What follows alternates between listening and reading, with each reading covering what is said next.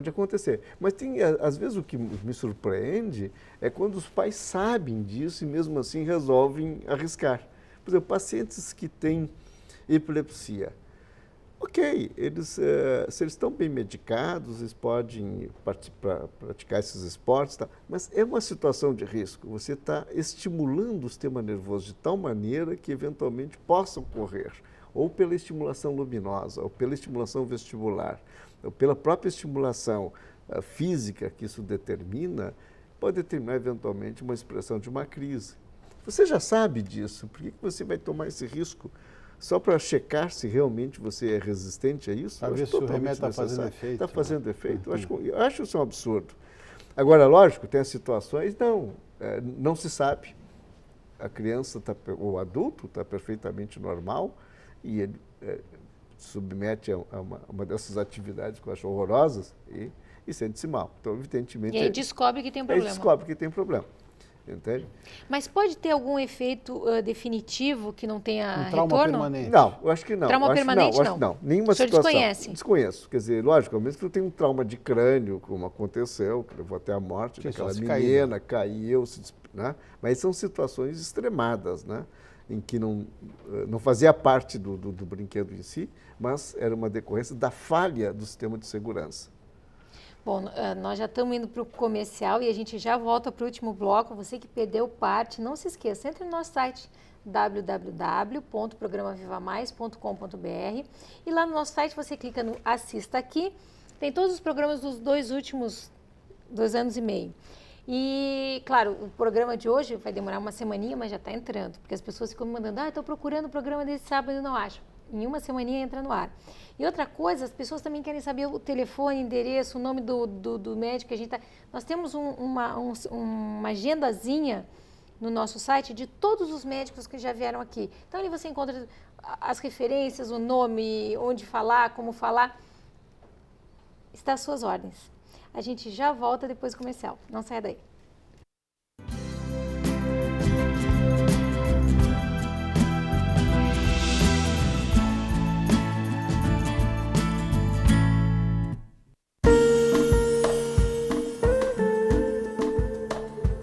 Cirurgia plástica é um instrumento para a busca da felicidade.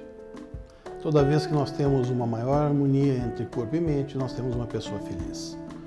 Pequenos defeitos que nós herdamos quando nascemos, como uma orelha de abano, um nariz adunco, uma mama que não tenha se desenvolvido de forma apropriada, assim como outros pequenos defeitos que vamos ganhando com o envelhecimento.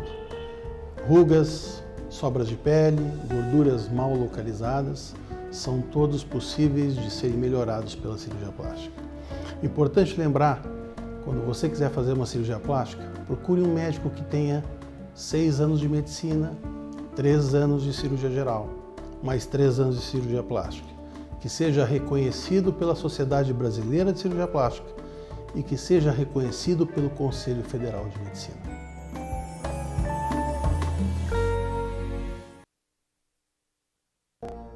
As crianças do Lar Santo Antônio dos Excepcionais possuem inúmeras necessidades especiais. Medicamentos, fisioterapia, aparelhos, exames. Mas, sem dúvida, a maior necessidade destas crianças é a solidariedade. Estenda sua mão. A esperança de dezenas de crianças está no seu gesto. Em momentos especiais de nossas vidas, nos emocionamos, sorrimos, choramos, temos alegria e estamos sempre perto das pessoas que amamos. E essas emoções merecem ser guardadas para sempre. A Foto Delvaux faz isso desde 1950, oferecendo serviços fotográficos completos e aliando tecnologia, tradição e qualidade, transformamos suas emoções em momentos inesquecíveis. Foto Delvaux, fone 3224-4206. Papai, você pode ler uma historinha pra mim? Ah, filhinha, papai tá muito cansado. Pede pra mamãe. Mãe, pede pro papai ler uma historinha pra mim. Nunca é tarde para você pensar na família. da Igreja de Jesus Cristo dos Santos dos Últimos Dias.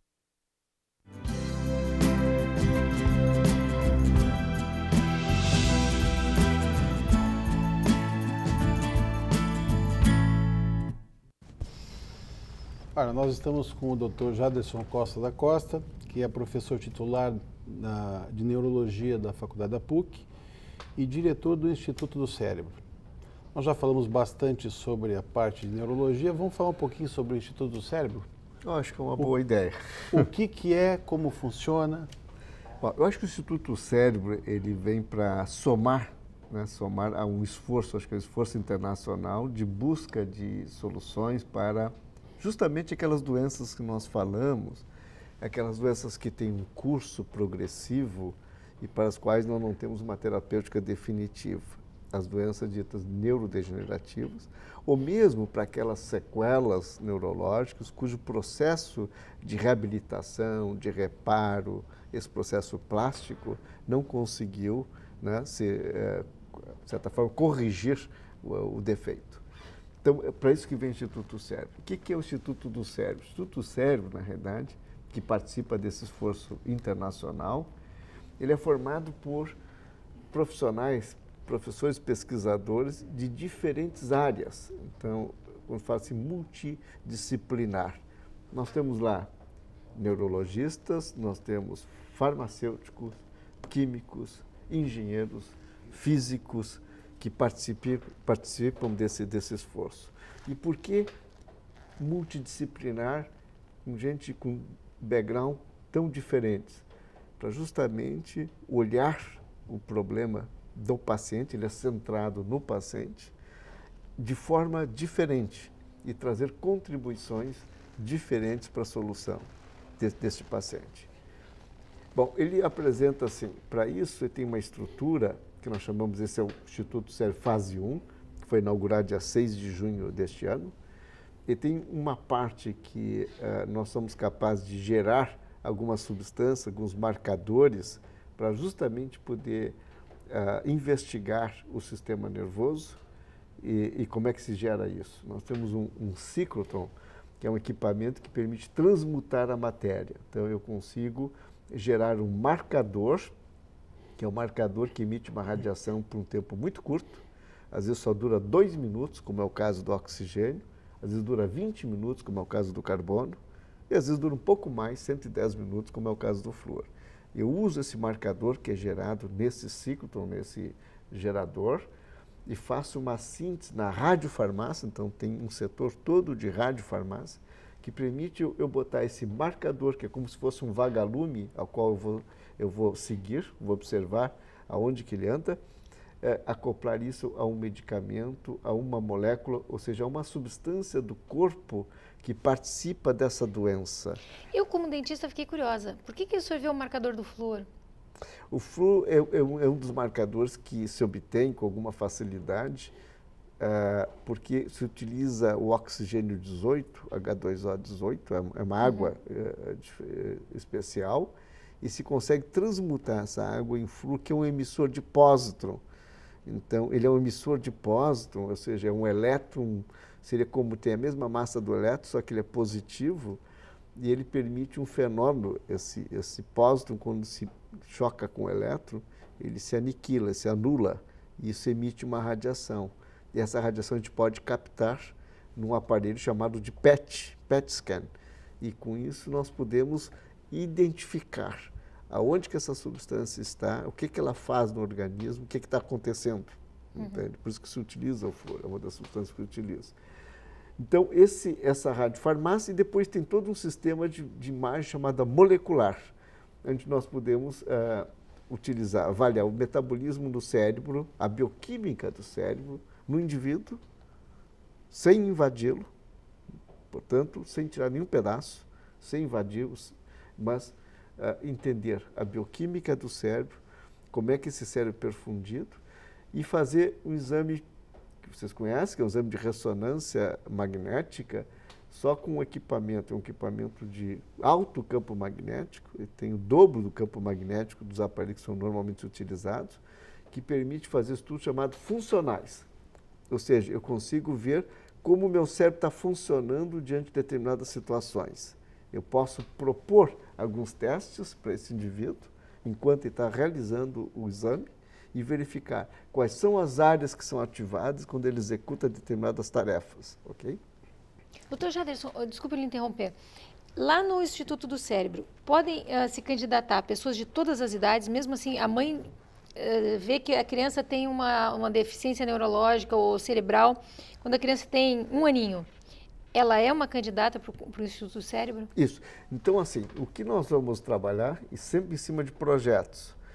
Então, nós temos um site, que é www.pucscrs.br/INSCER, INSCER, né, que é o Instituto do Cérebro.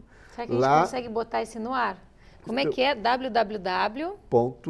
pucscrs.br/INSCER, INSCER. Tá, porque as pessoas vão ficar curiosas, então você anote em casa, né? A gente até sempre sugere, sempre que estiver assistindo nosso programa, tem uma cadernetinha para anotando as dicas, né? Porque tem dicas muito boas. Desculpa, doutor Jader. Então, nesse site vão estar assim, todos os projetos. O que são projetos? São projetos de pesquisa, portanto, tem que haver assinatura de consentimento informado, porque são procedimentos que não estão ainda na prática médica, que são aprovados somente aqueles que já foram aprovados pelo Comitê de Pesquisa e Comitê de Ética. Alguns têm que, inclusive, ser avaliados pelo Comitê Nacional de Ética em Pesquisa. Ou seja, ninguém vai ser cobaia, né? Ninguém vai ser cobaia. E, além disso, todos eles têm que ter suporte financeiro, porque esses pacientes, que são indivíduos que são voluntários para essas pesquisas e que consentem com elas e que estão dentro dessas características éticas, eles não despendem e não podem despender nenhum valor para esses estudos, para participar desses estudos. Então, esta é uma área de pesquisa. Além disso, existe uma área de diagnóstico, que é outra coisa. Ou seja, esses mesmos equipamentos que são utilizados para pesquisa também são utilizados para diagnóstico dessas doenças, aí nas bases dos convênios disponíveis no Estado. Entende? Então, o Instituto Cérebro funciona como uma unidade de pesquisa, de busca de soluções para essas doenças que hoje nós não temos, e, por outro lado, como um centro de diagnóstico que pode ser utilizado pela comunidade médica em geral. A vantagem desses centros de pesquisa é que o paciente ele tem acesso a coisas de última geração, né? A tratamentos de última geração. Isso. E sem despender nada. Isso. Né?